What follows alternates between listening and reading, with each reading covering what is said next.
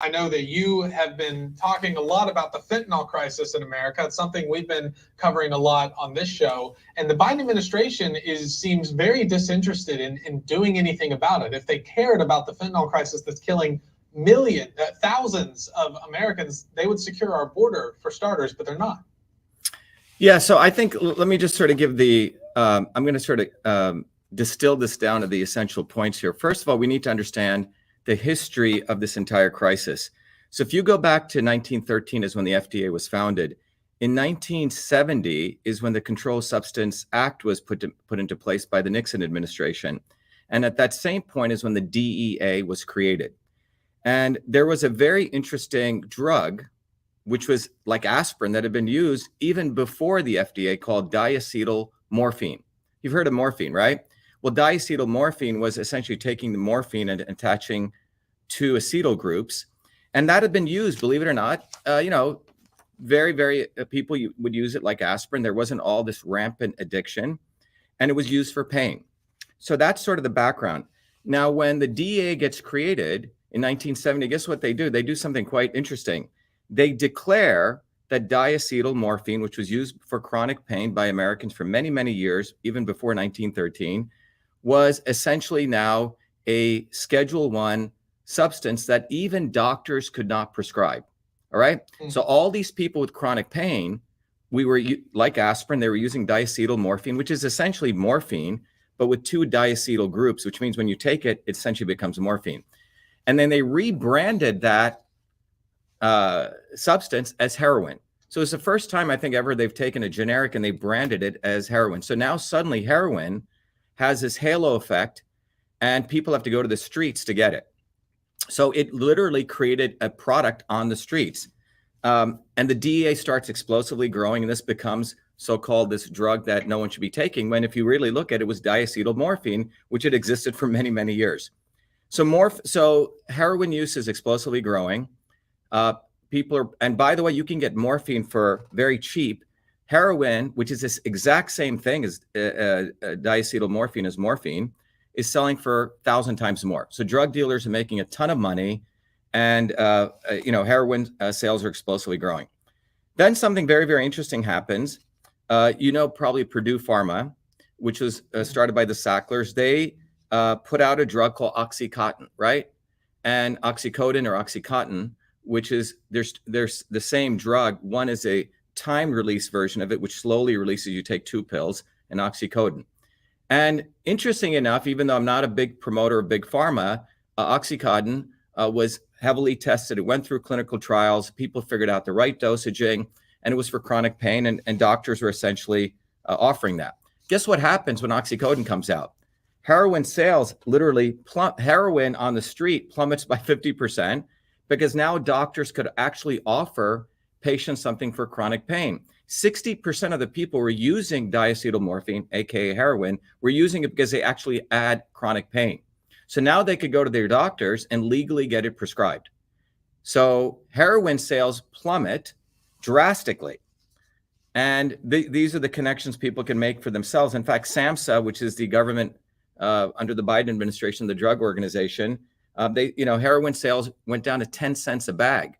Okay. Because Oxycontin, people could go legitimately from their doctors and get it.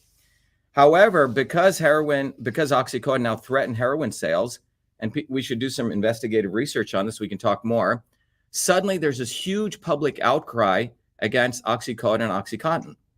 And in fact, many hospitals, in fact, it becomes a Schedule II drug, and doctors can only prescribe it through pain centers.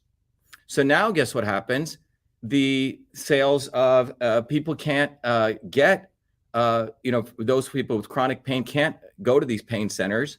And suddenly there's a new drug introduced called fentanyl, okay? And fentanyl is sort of the heroin version 2.0, or essentially it is the alternative to Oxycodone. And you see 50% less use of Oxycodone, and fentanyl sales start exploding because that is an illegal drug. Remember, fentanyl is typically given to people after surgery during this very short period of time. Doctors really can't prescribe it. Well, fentanyl it's manufactured in China. it comes over to Mexico and into the United States. And typically they take the fentanyl and mix it in with other stuff. It's only been recently that the United States government went after China, but now fentanyl is actually made in Mexico and brought in.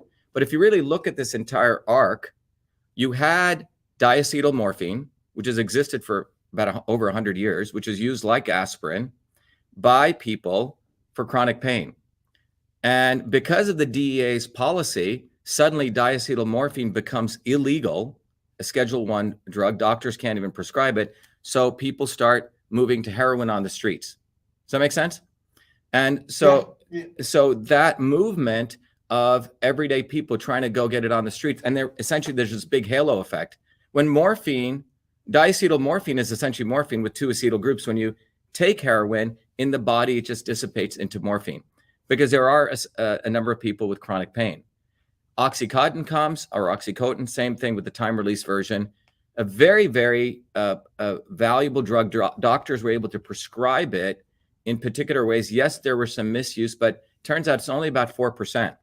It was a lot of hype around this, but that hype and then the attack on Oxycontin literally created the gateway for fentanyl sales. And now fentanyl is like the new Oxycontin, is like the new heroin on the streets. And fentanyl sales have exploded, and Oxycontin, just to give you some statistics, 30,000 people, and this is from SAMHSA, allegedly died of overdose every year in the early 90s. Today, over 100,000 people allegedly die from drug overdose from fentanyl.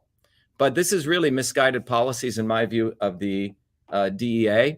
And you can also look during this period from the 70s to today. Anyone can just Google, see how explosively the DEA's budget has grown during this period. So DEA's budget has grown, and you have more people now dying of drug overdose. It doesn't make any sense at all. Yeah, it certainly doesn't. We'll have to take a deeper dive into this because it really does show how big pharma has been so complicit over the decades in getting millions and millions and millions of people hooked on these poisonous drugs. Dr. Shiva, we'll have you back again to have another deep dive on all of this. Really appreciate that insight. Good. Thank you. Be well. Have a good day. Bye-bye. Coming up next, we have more on Thank you so much, doctor. Have a good one. Great. Thank you. You're welcome. Texas with their little babies. More